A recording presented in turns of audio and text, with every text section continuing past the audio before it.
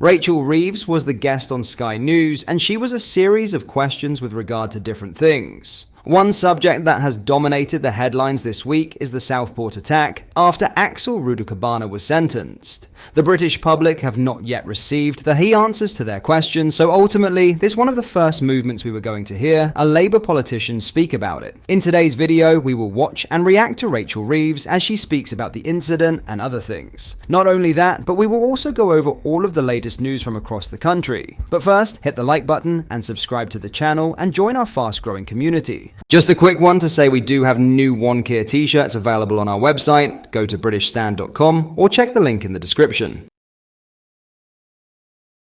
So have a watch as the Chancellor said the Anti-Terror Prevent programme needs to look at what it counts as terror, as the Southport killer had no obvious ideology. I mean, it's appalling what happened in Southport and the evil, cowardly acts of that man.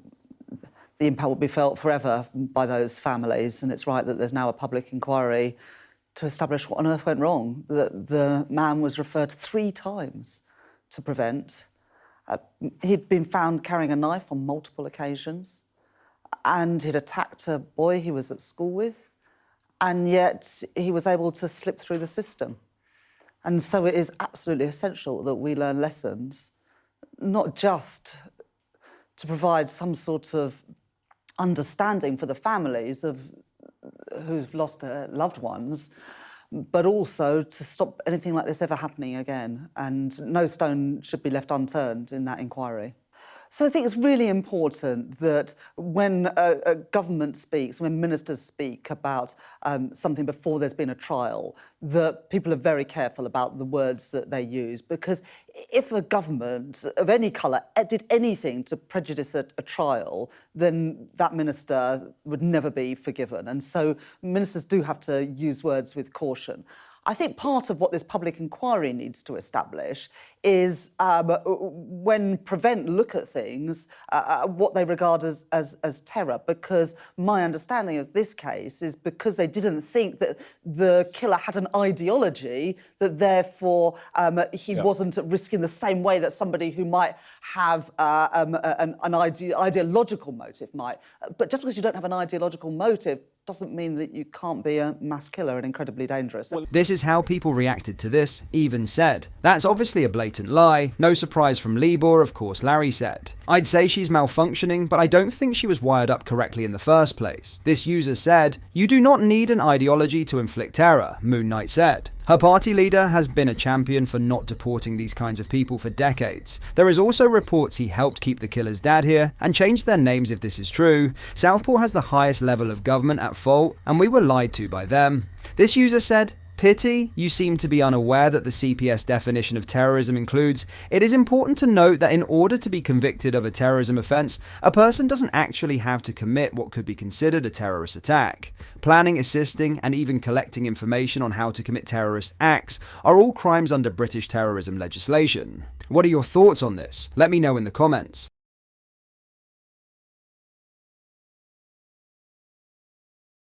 In other news, Donald Trump's allies have urged him to block Sir Keir Starmer's Chagos deal, amid fears that Iran will have more access to spy on the US. Top Republicans have called on Trump to send the deal to the shredder for good before his first phone call as president with Starmer. This comes after Mauritius held discussions with Tehran on hosting Iranian universities, which security experts worry could be used to spy on the Diego Garcia military base. Iran has been accused before of using exchange programs to spy on Germany, Sweden, and the US. Louisiana Senator John Kennedy raised concerns over Iran's move to strengthen ties with Mauritius in a piece for The Telegraph, claiming that giving away the Chagos Islands endangers UK and US security. He wrote, if Mauritius is growing its friendships with China and Iran, how can we expect it to keep our adversaries' spies away from our base?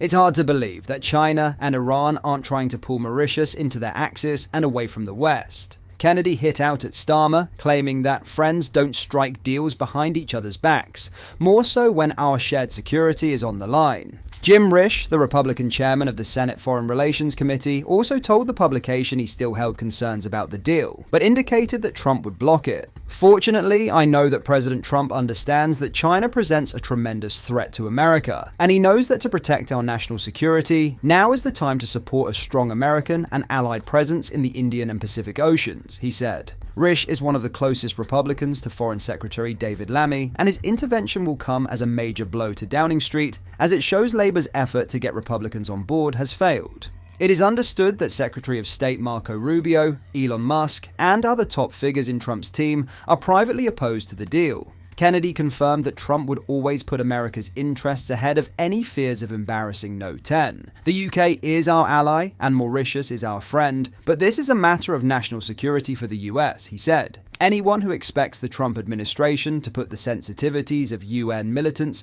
above the best interests of America and our allies is writing a check that can't be cashed. He added that everyone would be safer if the Chagos Agreement found its way into the shredder for good. Under the proposed deal, the UK would hand over control of the Chagos Islands to Mauritius, including Diego Garcia, which is home to a US military base, which the UK would then lease back for 100 years at a cost of £9 billion. Critics have continuously pointed to the security risks associated with the agreement due to Mauritius's close ties with China and Iran. However, Labour has argued that surrendering the islands is the only way to follow international law and guarantee the security of Diego Garcia. In 2021, the International Court of Justice issued an advisory rejecting UK sovereignty over the islands, saying they should be handed to Mauritius. Sources have told The Telegraph that it is expected Trump will veto the deal as soon as next week. One source said there was a feeling of betrayal among those close to Trump at Starmer's attempt to rush the deal while Biden was still president. It is also understood that former Prime Minister Boris Johnson, who is close to Trump, has also been lobbying senior Republicans to oppose the deal. Former head of MI6, Sir Richard Dearlove, said Iran would use academic exchanges as a cover to send spies to the archipelago. It immediately raises alarm bells. I would have thought, as far as the White House is concerned, that it will persuade them not to sign the deal off. It's appalling, he said. Iran's ambassador for the region visited Mauritius on Friday to discuss collaboration between the two nations. A statement issued by the Mauritian government said that Tehran had submitted a draft pact on a deal for the exchange of academics, and that Dr. Kavaraj Sharma Sukun, the Mauritian education minister, rejoiced at this potential new avenue of collaboration. MI5 warned last year that foreign countries were using British universities for espionage operations.